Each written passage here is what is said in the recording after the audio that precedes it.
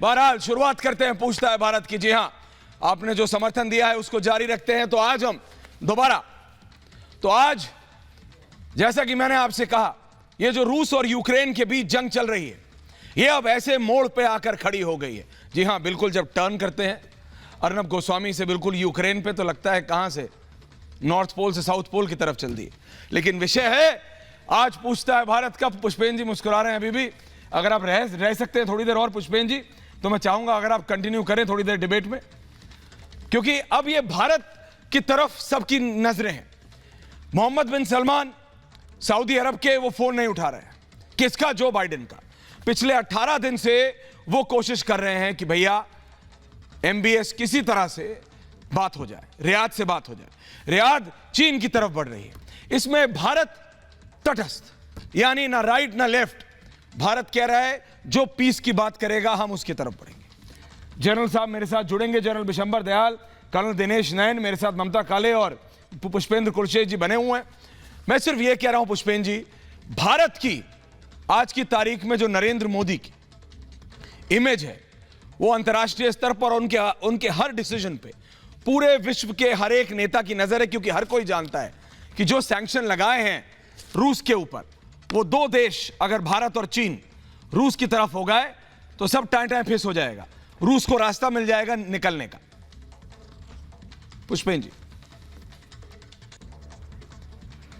देखिए, मेरा मानना है कि जो भारत ने इस वक्त स्टैंड लिया है जी, उसमें भारत का जो सबसे इंपॉर्टेंट मामला है कि भारत अपने हिसाब से देख रहा है। वो होता है, लोगों को कूदने की आदत होती है। मैंने देखा कि एक पड़ोसी मुल्क है, उनके प्राइम मिनिस्टर भी वहां चले गए थे, कह रहे थे what A atmosphere it is. Bharat के हित किस चीज में है यह महत्वपूर्ण है।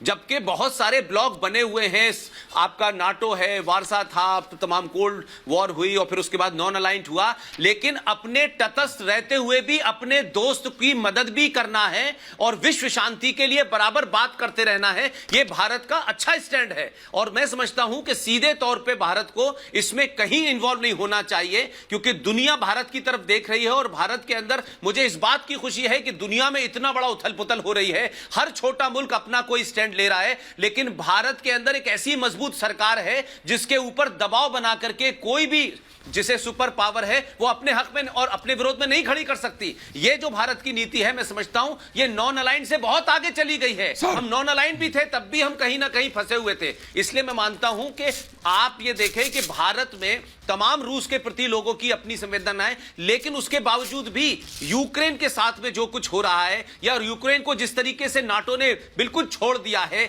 या इसमें एक हथियारों की लॉबी है जिसके बारे में अर्नब ने एक पूरा नया नैरेटिव लाया कि किस तरीके से वो लॉबी इसको आगे बढ़ाना चाहती है, तो ये बहुत इंपॉर्टेंट है। और हम सब इस पूरे मामले में एक ही चीज में इंटरेस्ट है कि भारत मजबूत हो और भारत शिखर पर रहते हुए भारत के हितों को ध्यान में रख के कदम उठाए। सर, मैं अभी जनरल साहब के पास आ रहा हूं, लेकिन मैं सिर्फ यह बताना चाहता हूं कि यूक्रेन और रूस के युद्ध पर विश्व दो भाग में बटा हुआ है। यह कोई नया नहीं, पिछले 18 दिन से आपको अब क्रिस्टल क्लियर हो चुका है। जैसे 1 और 1 2 होता है, वैसा है कि दुनिया बढ़ चुकी है। लेकिन भारत की भूमिका इस समय न्यूट्रल है, तटस्थ, जिसे मैंने कहा। एक तरफ भारत का मित्र देश रूस है, तो दूसरी तरफ अमेरिका, जो चीन को काउंटर करने के लिए बेहद अहम है। अमेरिका, यूनाइटेड स्टेट्स जानता है, ये समेत कई देशों ने रूस से तेल लेना बंद कर दिया, बोले कट। अमेरिका तो लेता भी नहीं था, मुझे पता लगा, बहुत कम। यूरोपियन देशों ने तेल पर अपनी निर्भरता कम कर दी है, लेकिन मना नहीं कर सकते हो। लेकिन रूस, रशिया अब भारत और चीन की ओर देख रहा है। भारत की दोस्ती पर वो निगाहें टिकटिका के देख रहा है, उम्मीद में बैठा है। रूस ने भारत को सस्ते तेल का ऑफर, या जैसे वेस्ट कह रहा है लालच दिया है, जिसके बाद रशिया से भारत ने 3 मिलियन बैरल कच्चे तेल की खरीदने के लिए हरी झंडी दे दी है, ग्रीन फ्लैग दिखा दिया है। जनरल साहब, मैं आपको इस पे ला रहा हूं, ये सही या गलत? ग्राफिक चेंज करते रहेंगे, अगला भी चला दें। जनरल साहब। देखिए, बिल्कुल सही है, इसमें कोई दो राय नहीं है। भारत का अपना इंटरेस्ट है, और अगर भारत को कहीं से तेल सस्ता मिलता है, जब आज तेल के दाम जो है स्काई रॉकेट जाएंगे, और अगर इस टाइम पर भारत को, मैं कहता हूं 3 मिलियन क्यों, भारत को तो लंबी, रशिया के साथ एक लंबी पकड़ करनी चाहिए तेल के मामले में। क्योंकि भारत एक अपने आप में, जैसे अभी कह रहे थे पुष्पेंद्र जी, भारत की अपनी छवि है, अपनी मजबूत अपने पैरों पर खड़ा है भारत को आप इकोनॉमिकली ले लो, भारत को आप एक देश के तौर पे ले लो, डेमोक्रेसी के तौर पे ले लो। भारत एक बड़ा देश है, दुनिया में उसकी अपनी छवि है और इंटेलेक्चुअल पावर है हमारी साहब। हमारा दुनिया भर के अंदर आज जो सुपर स्पेशलिस्ट है पावर, मेडिकल में कह लो, इंजीनियरिंग में कह लो, भारत है, और मार्केटिंग में कह लो, तो भारत की अपनी छवि है, दुनिया में पावर है हमारी, इसमें कोई शक की बात नहीं। लेकिन असली बात मैं कहना चाहता हूं, क्यों ना भारत रशिया के साथ खड़ा हो, मजबूती से खड़ा हो, और अगर हम न्यूट्रल हैं इंटरनेशनल प्लेटफॉर्म्स पर तो वो ठीक है, हमारे हित में है। लेकिन असलियत में भारत के लोग जो हैं उन्हें, क्योंकि रशिया के लोग खड़े हुए हैं, रशिया सिर्फ एज ए मुल्क नहीं खड़ा हुआ है 1971 में, 1999 में सिर्फ रशिया मुल्क नहीं, मैंने लोगों को खड़े देखा। जिस दिन मैं सौरभ कालिया की वो लेकर गया था वहां पे और उन्होंने टीवी पे दिखाया था, लोगों में हाहाकार। सर मैं आपकी बात मानता हूं सर, ऐसा मुल्क, रशिया में तो लोग आपके साथ रहे हैं। आप ऐश्वर्या, ऐसा जब मुल्क ऐसे लोग आपके साथ हों, वो आपके दोस्त हैं। साहब I understand your love for Russia. पहली बार दुनिया में उनको अलग किया जा रहा, अकेला छोड़ा जा रहा है। मैं कहता हूं भारत कहां उन्हें अलग छोड़ रहा है? नहीं, भारत तो बिल्कुल नहीं, भारत के लोगों को, भारत के बिजनेसमैन को मैं कहता हूं, और रशिया में लोग वेलकम करेंगे। नहीं, लेकिन पुष्पेन जी, और मैं कर्नल साहब के पास भी आऊंगा, मैं थोड़े टेक्निकल चीज पे, लेकिन पुष्पेन जी मैं आपसे इसलिए जानना चाह रहा हूं क्योंकि चाइना अभी क्या है जनरल साहब, रशिया अकेला नहीं आ रहा है, बाय वन गेट वन वाली अभी स्कीम चल रही है। चीन के साथ सर हमारा बॉर्डर डिस्प्यूट है, ये आप और कर्नल दिनेश नैन से बेहतर कोई नहीं जानता। लेकिन पुष्पेन जी, चाइना अगले महीने के आसपास अपने फॉरेन मिनिस्टर को इंडिया भेज रहे हैं, भारत आ रहे हैं। किस लिए आ रहे हैं? रिलेशंस बेहतर करने के लिए। क्या भारत चाइना से, हम अपने पड़ोसी बदल नहीं सकते सर, ये हमसे बेहतर कोई नहीं जानता, तो क्या हम चाइना से एक को हैबिचुअल, हम बहुत घनिष्ठ दोस्ती पे तो मैं नहीं भरोसा करता चाइनीज पे, लेकिन क्या ये जो Russia by one get one की स्कीम में आ रहा है साथ में, कि चाइना को साथ ला रहा है, क्या हम भरोसा कर सकते हैं इन पे, on the Chinese I mean? देखिए पुष्पेन जी, ग्राफिक्स देखिए, चाइनीज के साथ में भारत का सिविलाइजेशनल जो रिलेशन है उसको नकारा नहीं जा सकता।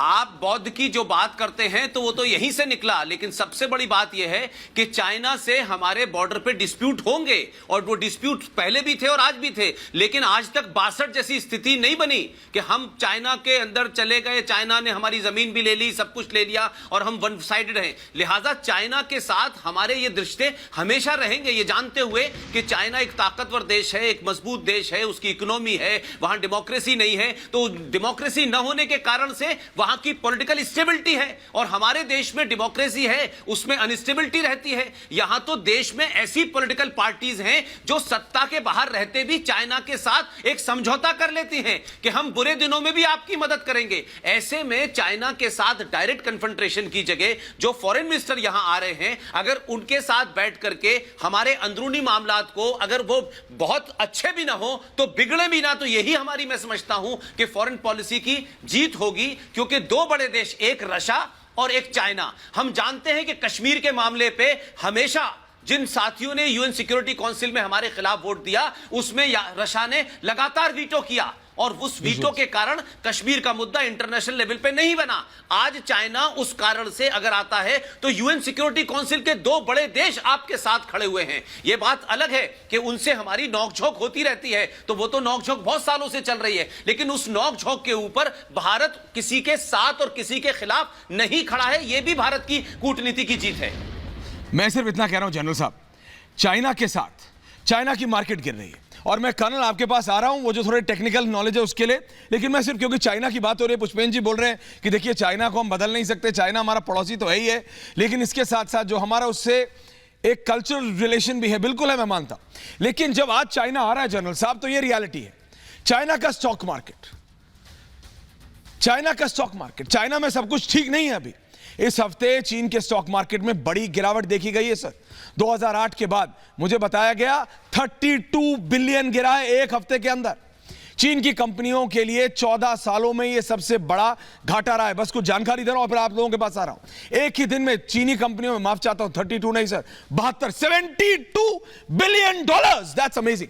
72 बिलियन विद द, ये जरा दोबारा, 72 बिलियन डॉलर्स का नुकसान हुआ है शी जिनपिंग की कंपनियों को। चीन के स्टॉक मार्केट में इस गिरावट के पीछे दो बड़ी वजह बताई जा रही है। एक जो खबर आई एक तो कोरोना था ही था, ये तो था कि ये जो शी जिनपिंग है भाई, इनके यहां से कोरोना निकला है, दुनिया भर में लोग मर रहे हैं। दूसरा ये जो खबर आई थी जनरल साहब कि पुतिन चीन से वेपन्स मांग रहे हैं, पुतिन चीन से वेपन मांग रहे हैं। चाइना ने मना किया, पुतिन ने मना किया, लेकिन देरी हो गई। ये जानकारी जैसे ही आई कि चाइना रशिया को वेपन्स देगा, जो कि लोगों ने कहा उल्टा है, हमने भी बताया, लेकिन तब तक बहुत लेट हो गया था। तो चाइना को भी भारत की जरूरत है, ऐसा तो नहीं कि ये सब अपना मिलके उल्लू सीधा करना चाह रहे हो। जनरल साहब देखिए, चाइना Colonel, को भारत के मार्केट की जरूरत है, इसमें कोई दो राय नहीं है। भारत का दुनिया का सबसे बड़ा मार्केट है चाइना के बाद, और भारत की जो मिडिल क्लास है, जो भारत की कैपेसिटी है मिडिल क्लास की, वो मेरे ख्याल में आज दुनिया में सबसे ज्यादा है। लेकिन चाइना पर मेरा अपना मानना यह है, सर, इस पे दो विचार हो सकते हैं लोगों के। चाइना पर एक पैसे का भी विश्वास करना भारत के लिए गलत होगा। चाइना का अगर दुनिया में कहीं, मैं पहले भी कहता था, अगर इस्लामिस्ट जो फोर्सेज हैं जो दुनिया में चल रही हैं, अगर कहीं रुक सकती हैं तो भारत के बॉर्डर पर आकर रुकेंगी। अगर चाइना को कोई रोक सकता है तो भारत रोक सकता है, हिमालयाज में रोक सकता है। चाइना अपनी पॉलिसी नहीं बदलेगा। चाइना का किसी किस्म से रुख, ये समझ लेना, हमने 1993 की वो ट्रीटी भी गलत की थी। 1986 में जब वो आया था, हम उसके पीछे जाके बैठ गए थे। हमें 1993 की ट्रीटी में एक चीज रखनी चाहिए थी कि अगर किसी स्टेज पर जरूरत पड़ी तो भारत का जवान वेपन उठाएगा। अगर हमारा जवान वेपन उठाता तो हमारे जवान शहीद नहीं होते। भारत को चाइना पर किसी किस्म का भरोसा नहीं करना चाहिए, जिसने भरोसा किया है 1960 से। अगर हमने एक ही गलती की हमारी पूरी फॉरेन पॉलिसी में 1950 से लेकर आज तक, वो है चाइना पर ट्रस्ट करना। कर्नल साहब आप क्या मानते हैं इसी ग्राफिक के साथ? कर्नल ने पुष्पेंद्र जी, आ रहा हूं, एक सवाल और है आपसे। कर्नल जी, देखिए, मैं ये कहना चाहूंगा ऐश्वर्या कि जब से रशिया और यूक्रेन की लड़ाई हुई है, 3-4 वर्ल्ड ऑर्डर के अंदर काफी चीजें बदलती हुई दिखाई दी है। जहां एक और जापान और ऑस्ट्रेलिया ने नेटो को ज्वाइन करने की कोशिश की अपना समर्थन दिखा के, वहीं भारत ने इसका खंडन किया कि ऑक्स उनके साथ में हो सकता है, लेकिन क्वाड के रूप में भारत जब शामिल है तो भारत ने 2 जगह अपने आप को वोटिंग स्कैन करके दिखा दिया कि क्वाड सिर्फ कूटनीतिक हल चाहता है और वो समर्थन नहीं करता नेटो का रूस के खिलाफ।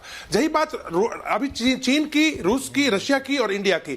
देखिए, ब्रिक्स ये अपने आप में एक ऑर्गेनाइजेशन है जो कि इफेक्टिव है। ब्राजील भी आज की तारीख में इसके हमारे साथ में है, चाइना और इंडिया भी रशिया के साथ में। ब्रिक्स बिल्कुल सॉलिड तरीके से साथ खड़ा है। Shanghai corporation organisation, SCO, total intact है, मीटिंग्स हुई हैं और बिल्कुल रशिया के साथ खड़ा है। और जहां तक सवाल है RIC, Russia India China forum का, देखिए वो एक फॉर्मुलेशन की तरफ बढ़ रहा था, आगे क्या रूप लेगा उसका पता नहीं। लेकिन अगर आप मुझे इजाजत दे तो मैं ये बताना चाहूंगा कि जहां तक तेल का सवाल है, भारत को आज ये करार करने के बाद रूस से 1600 करोड़ रुपए रोज का फायदा होने जा रहा है। क्यों ना करें? भारत को 3.8 लाख बैरल्स पर डे रूस से मिलेंगी, जबकि रूस का रेट अंतरराष्ट्रीय रेट से बहुत कम है। क्यों ना लें? आज की तारीख में जो हम तेल ले रहे हैं खाड़ी से, उसका जो पैसा जा रहा है डॉलर्स में, 80% अमेरिकन बैंक्स के थ्रू जा रहा है। क्यों दें? तो भारत आज की तारीख में, मैं एक अन्य पैनलिस्ट की बात को आगे बढ़ाऊंगा कि भारत आज की तारीख में जो है नॉन अलाइनमेंट नहीं, सेल्फ अलाइनमेंट से काम कर रहा है। वो जो करेगा जो भारत के इंटरेस्ट में होगा, और भारत उसी इंटरेस्ट में आगे बढ़ रहा है। बिल्कुल सर। और मैं पुष्पेंद्र जी आपके पास आऊं उससे पहले मैं बस कुछ जानकारी दे रहा हूं, sir 30 seconds, then I am coming to you for your response. Sir, इस महायुद्ध में सिर्फ यूक्रेन बर्बाद नहीं हो रहा है, ये बड़े बड़े देश और रशिया जिसने ये किया उसकी आर्थिक कमर टूट रही है कहा जा रहा है। सर, जानकार बता रहे हैं कि इस युद्ध में रूस ने 100 साल पीछे कर दिया है। इस युद्ध ने, क्या ये सच है? रूस की मुद्रा जो है, जो उसकी करेंसी है रूबल, लगातार कमजोर होती जा रही है। अमेरिकन डॉलर के मुकाबले तो ऐसा टैंक किया है, टैंक यानी दर्शकों ऐसा गिरा है कि पूछिए मत। ये नंबर जो लाइए हेमंत और अमित ने, ये जो स्क्रीन बनाया ये आप देखिए, ये दिखा रहा है 30% का ड्रॉप आया है, 30%। $1 81 रूबल का हो गया है 23 फरवरी को जो अमेरिकी डॉलर के मुकाबले रूबल 81 रुपए में था। लेकिन जैसे ही 24 फरवरी को रूस ने यूक्रेन पर हमला बोला, रूबल 84 रुपए पर ट्रेड करने लगा, गिरा। इसके बाद तो फिर क्या था? कट ऐसा गिरा कि मतलब जैसा होता है ना कि कुएं की तली नहीं पता, पुष्पेंद्र जी, वो हालत हो रही है। तो सैंक्शंस लग रहे हैं, इसीलिए एक नया त्रिकोण, जो नया वर्ल्ड ऑर्डर है, इसके बाद जो डायरेक्टर साहब गरिमा अगर आप वो चला देंगे 24 तो फिर मैं चाहता हूं कि पुष्पेन जी आ जाएं 24 नंबर ग्राफिक के साथ। पुष्पेन जी, जो नया वर्ल्ड ऑर्डर है, मैं जिसकी रोज बात कर रहा हूं सर, रियाद, बीजिंग और रशिया, ये तीनों मिलके, क्योंकि जब मैं ये बता रहा हूं सर, अगले कुछ दिनों में ही खबर आ रही है कि शी जिनपिंग, जनरल साहब बहुत खुश होंगे पुष्पेन जी, शी जिनपिंग जो 2 साल से बीजिंग से बाहर नहीं निकले हैं, वो पहली बार सर रियाद जा रहे हैं, वॉशिंगटन नहीं जा रहे हैं। कोविड जब से आया है तब से शी ने चाइना छोड़ा नहीं है। President Xi is going to Riyadh, not to America, कहीं और नहीं। तो ये जो नया त्रिकोण बन रहा है, उसमें ये भारत को अटैच करना चाहते हैं, तो भारत को इसको में अटैच होना चाहिए या नहीं? पुष्पेन जी,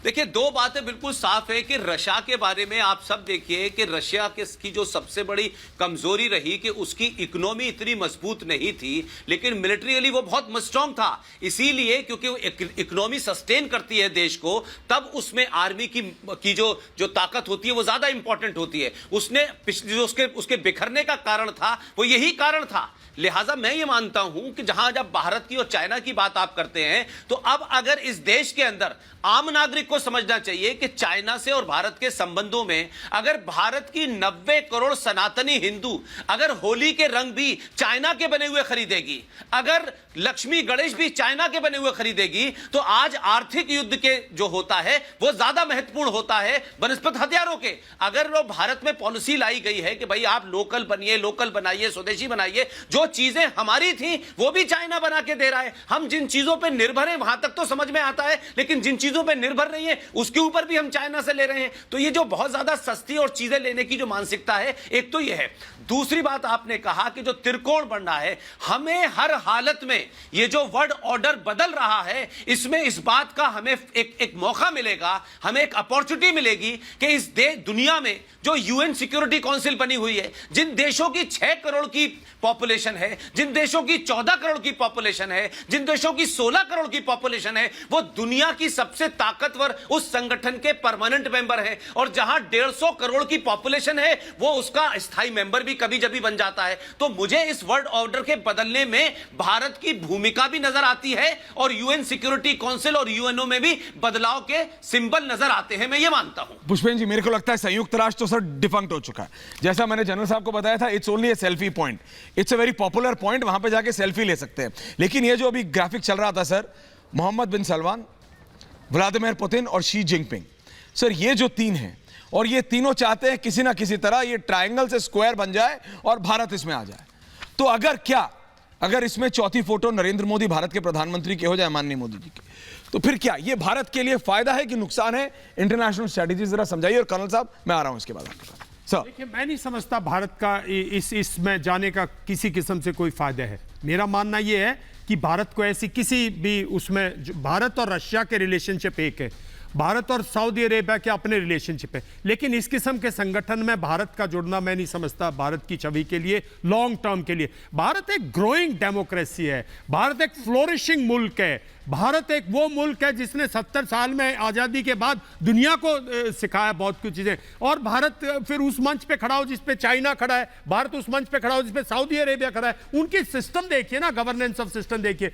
भारत और रशिया के स्ट्रेटेजिक रिलेशंस हैं, जो कि रशिया ने भारत का मदद किया है, तो मैं बोलता हूं आप रशिया का साथ रखिए। तो मैं यही तो कह रहा हूं sir, by one get one में आ रहा है ना। नहीं, कोई गेट वन नहीं, हम कोई गेट वन नहीं है साहब। हम रशिया आ रहा है, चाइना के साथ आ रहा है। बिल्कुल, हमें चाहिए ही नहीं रशिया। अगर कल भी भारत और चाइना का मुकाबला होता है, तो जो रशिया हमें दे रहा है कल भी देगा। सर आपको लगता है बिल्कुल। आज की तारीख में, जनरल साहब जरा ले आइए मेरे को भी, जनरल साहब हमारे एक मिनट, रशिया इसके बाद इकोनॉमिकली, मैं आपको नहीं, आपको मैं इकोनॉमिक बताइए दो जी प्लीज बताइए। 98 में रशिया में क्राइसिस हुआ था, इकोनॉमिक क्राइसिस, मैं वही था जी। डॉलर, जब मैं वहां गया था मार्च में, डॉलर आप कभी भी गूगल करें, डॉलर 6 रूबल देता था, और वो सडनली 40 रूबल्स पे चला गया। कितने परसेंट गिर गया? ये तो 30% गिरा है। आज रशिया की इकोनॉमी 1-1.5, मतलब ये नहीं है कि 45 डेज में गिर जाएगी साहब। रशिया जो उसके पास स्टफ नहीं था, एग्रीकल्चर बिल्कुल प्रोडक्ट जीरो हो चुकी थी, वहां ब्रेड नहीं था। आज रशिया सरप्लस है उस मामले में। रशिया के पास सिर्फ एक टेक्नोलॉजी कुछ इश्यूज हैं जो वो फ्रांस से लेता है, मैं समझता हूं, और कहीं ना कहीं अमेरिका से भी लेता होगा। वो टेक्नोलॉजी ट्रांजिएंट मुल्क हैं, पोलैंड, उसमें ये सब ट्रांजिट करते हैं, एक कंपनीज बनी हुई है, एक बहुत लंबी साइकिल है कि सर देखिए, मैं वो सब मैं कह रहा हूं, लेकिन कर्नल साहब, और फिर मैं पुष्पेंद्र जी के पास दोबारा जा रहा हूं, मैं इसलिए दोबारा इस पे जोर दे रहा हूं सर, क्योंकि ये असलियत है। संयुक्त राष्ट्र मैं मांगता हूं डिफंक्ट है, कंप्लीट डिफंक्ट है। पुष्पेंद्र जी, मैं सच बता रहा हूं सर, आप भी गए होंगे, मैं भी गया, मैं तो कवर करने गया हूं, ऐसा लगता है वो इट्स सेल्फी सेंटर। मैंने कई बार बोला है, नीचे जाओ, रेस्टोरेंट, वहां से वो खरीदो, पिन, लोग कोट पिन लगाते आ जाते, कुछ हो नहीं रहा है। लेकिन कर्नल साहब, जो नया वर्ल्ड ऑर्डर है सर, जो नया वर्ल्ड ऑर्डर है, क्या भारत को उसका भाग नहीं होना चाहिए, या भारत अभी वेट एंड वॉच में रहे? क्योंकि दूसरी तरफ अमेरिका है, अमेरिका सिर्फ अपना फायदा देखता है, और एक तरफ रशिया है जो नया त्रिकोण बना रहा है। रियाद ने अपनी साइड चुन ली है, सऊदी अरब ने अपनी साइड चुन ली है। Mohammed bin Salman is very clear. Joe Biden का फोन नहीं उठा रहे सर, 18 दिन हो गए, बोले कौन जो बाइडेन, मैं नहीं जानता, हवा अंदर चल। कर्नल साहब, ऐश्वर्या देखिए, ऐश्वर्या, भारत पहले से ही अपना रोल निभा रहा है। देखिए, भारत दोनों तरफ बैलेंस बना के चल रहा है, बिकॉज भारत एक उभरती हुई बहुत बड़ी इकोनॉमी है। आज अगर भारत रूस से कोई तेल लेने की बात करता है तो वो इसलिए नहीं कि कोई अमेरिका का कोई वो सैंक्शंस को काट रहा है, उससे कोई लेना देना नहीं है। भारत अपनी एनर्जी की पावर के लिए आप बात करने जा रहा है, और भारत एक उठती हुई इकोनॉमी, इसका हक है भारत का। ये रही बात रियाद की, देखिए पहले अमेरिका ने कोशिश की थी यूएई, सऊदी अरेबिया और इजराइल का एक नेक्सस बनाने की, लेकिन जब अफगानिस्तान के अंदर लड़ाई शुरू हुई तब तक एक बड़ा ही अजीब खेल खेला गया चीन द्वारा। तुर्की को और कतर को मिलाकर के दो दुश्मनों के बीच, यानी कि ईरान और सऊदी अरेबिया के बीच गुपचुप तरीके से अमेरिका को बाहर रखते हुए दोस्ती कराने की कोशिश की गई, जिसका आप आज रिजल्ट रियाद की तरफ से जैसे आप देख रहे हो, झुकाव चीन और रूस की तरफ हो रहा है, वो दिखाई दे रहा है। यानी गुपचुप तरीके से, चुपचाप तरीके से पूरे खाड़ी देश, यहां तक कि इजराइल भी, रूस ने कह दिया है, रशिया ने, कि वो अभी ईरान के अंदर अपनी न्यूक्लियर मिसाइल्स लगाएगा, इजराइल भी चुपचाप से अमेरिका से अलग हो रहे हैं। ऐसे में भारत का एक बहुत इंपॉर्टेंट रोल बनता है। मैं ये मानता हूं, जैसे कि जनरल बिशंबर बोल रहे थे, हमें किसी पावर ग्रुप के अंदर ज्वाइन करने की आवश्यकता नहीं, हम खुद एक पावर हैं, हम एक खुद पावर हैं। हमें सिर्फ ये देखना है कि हम अपनी जो अलाइनमेंट की नीति है, हमारी जो हमारी वर्ल्ड ऑर्डर के अंदर की नीति है, जो आपका एक नया वर्ल्ड ऑर्डर बन रहा है रूल्स के हिसाब से, और जो हमारे दोस्ताना तौर तरीके रहे हैं और संबंध रहे हैं रूस से और अमेरिका से। रूस से हमारे बहुत पुराने हैं। मैं आ रहा हूं, 71 की मैं आ रहा लड़ाई के हूं, अंदर आपको पता है, जब अमेरिका मैं आ रहा हूं जनरल दयाल के पास, लेकिन मैं दोबारा